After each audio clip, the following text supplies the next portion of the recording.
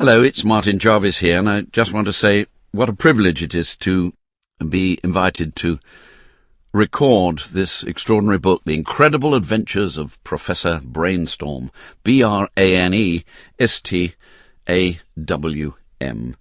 Professor Branestawm was created by the remarkable writer Norman Hunter.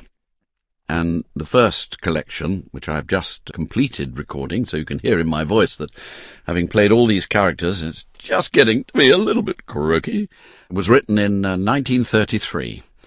Norman Hunter was in fact a professional conjurer and also an advertising copywriter, and he suddenly had the idea of creating this extraordinary character, the mad professor, to really beat all mad professors, I think. And these stories are vastly imaginative, and his illustrator, the extraordinary W. Heath Robinson, was able to respond to the mind of Norman Hunter and the professor, and some of the inventions which are in the book, and maybe even on this website, you'll see are imagined and developed and illustrated by Heath Robinson.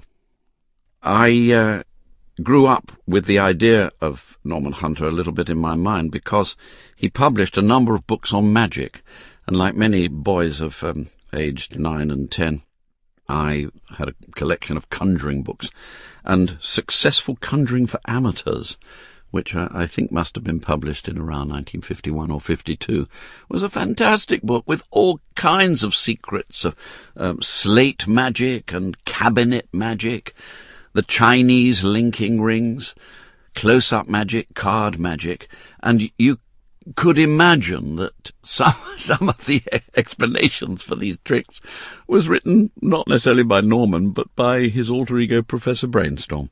And I had no idea that when I was pioneering some of the Jackanory stories on BBC television, I'd have the chance to meet Norman Hunter. And I did. I met him and his wife, Sylvia. I think that must have been in the late 60s or early 70s, when a number of the contributors to Jackanory were having lunch together. And I was fortunate enough to sit next to Norman, and I was able to tell him how much I'd enjoyed those conjuring trick books of his, and how much they had meant to me. I then met him one more time at his invitation for lunch, which was just him and me, and he said an extraordinary thing. He said, "I'm not doing any more conjuring. I'm not doing any more tricks now. Would you like my collection of tricks?" Which was a wonderful thing for him to say.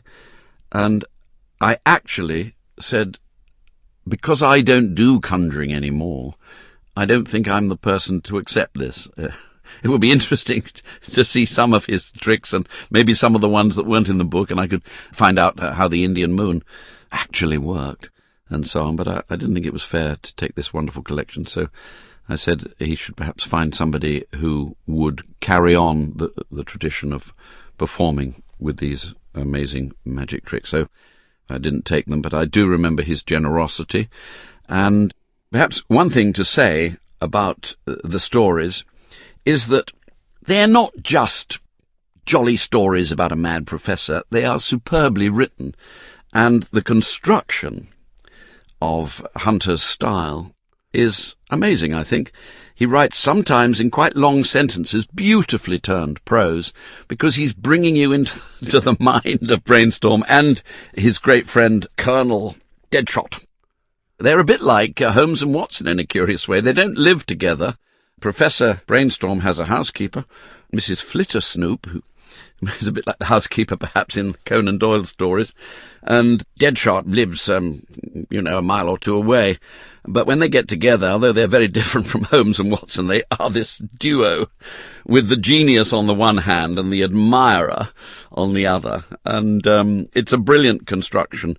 And I think Norman's love of words comes out so beautifully in the way he constructs his stories.